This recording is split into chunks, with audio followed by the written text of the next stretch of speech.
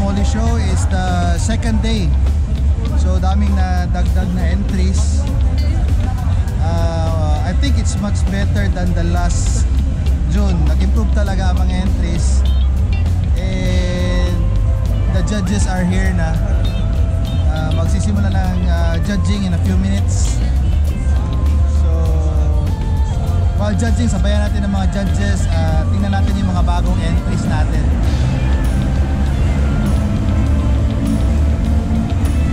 By the way, very impressive, no? Kasi first day pa lang, marami ng entries na set up na and very professional, di ba? And grabe improvement ng mga entries and I love you. Daming improvement na entries, tapos may short tail pala dun sa may short tail pala dun, kasali din sa show. And maya sabayan natin ng mga judges while judging.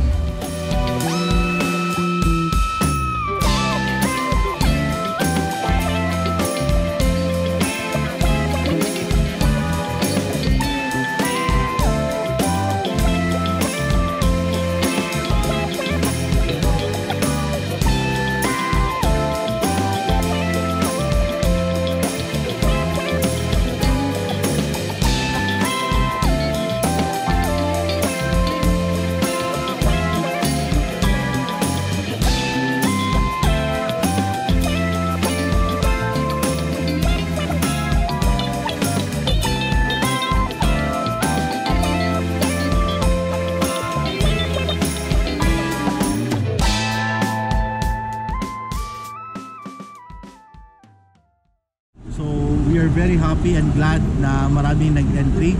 So around 171 entries tayo ngayon from Luzon, Visayas and Mindanao. And our guests are from Negros, from Gensan. And we have meron tayong dalawang guest international judge. So they're observing our Moli hobby here in the Philippines. Meron din tayong guest from Thailand Bureau of Fisheries. So they are observing our Moli hobby as well. So I am very glad and very happy and I'm very thankful sa yung unang nagpa-show dito ng Moli sa Davao kasi they opened an opportunity for us and meron tayong nakita opportunity na makapagpa-show and to expand our reach as well. So nakapag-show tayo ng goldfish before, around 8 times tayo nakapag-show ng goldfish, 2 times ng flower horn and 1 time sa beta, and now we saw a lot of opportunity dito sa Moli kasi Moli keeping is very easy and very fun. The same with other fishes like goldfish and flower horn, betta and guppy. So we thought why not, diba? So we tried our OI's first Moli show and then I think medyo masaya naman lahat ng tao and we're looking forward for the result kasi yun nga, yung trend natin, kung ano yung lumalabas, kung ano yung nananalo sa show, yun yung mga pinofocus ng mga breeders natin. Actually, we are very happy kasi maraming breeders na pumunta from Panabo, from Tagum, from Turil, from Digos, lahat ng breeders andito. And actually nakapag-display sila ng mga fishes dito and may mga ibang fishes na sold na. So binili ng mga other hobbies, binili ng Thailanders and ng Malaysian guests natin. So we're very happy and we're looking forward for the result. Mas ning kuan nag-upgrade ang mga Moli karon, nagka-nindot na gid siya. Nakakita naman gud ng mga tao, no? Nakakita na sila ba and then nakita yun nila kung saan ng Moli. Mga nindot na gid kayo. Ang uban gid ani gipaghirapan gid pud nila. Paghirapan labi natong mga breeder gid. Unya gwapo pod sir kay ang it goes to show lang nga gikan sa katong show na kung na breeding day ka ato pikas di dako day ning ani wala na dako na pila ka di ba 3 months 4 months dako na gud ang Moli. 2 months pwede naman sa madula gyud if kanang nag-roam gyud nimo siya og tarong. 2 months sa gikan siya sa fry pag na alagaan lang nimo siya og tarong yun pwede na gyud sa mapil. Tinuod lang pwede na gyud sa mapil.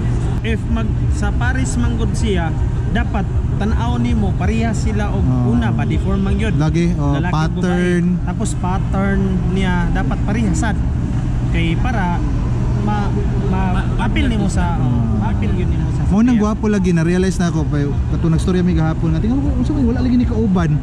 Di all male lang din nila which is okay pod no kay ikaw kung daghan di ang katong wala pay female na maparis di so alanganin sila so gamay lang ang maka-entry so gwapo nila nag-open sila inganin na kuan.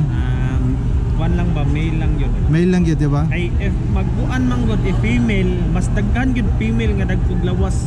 Pero sa male man god sa imong breeding pipila ra gyud mapili nimo ana. Mao gyud. Nya Mga goods. naka-entry wala. Nakay upat ka entry. Try lang tayo. Good luck, good luck, good luck. Thank you po, thank you.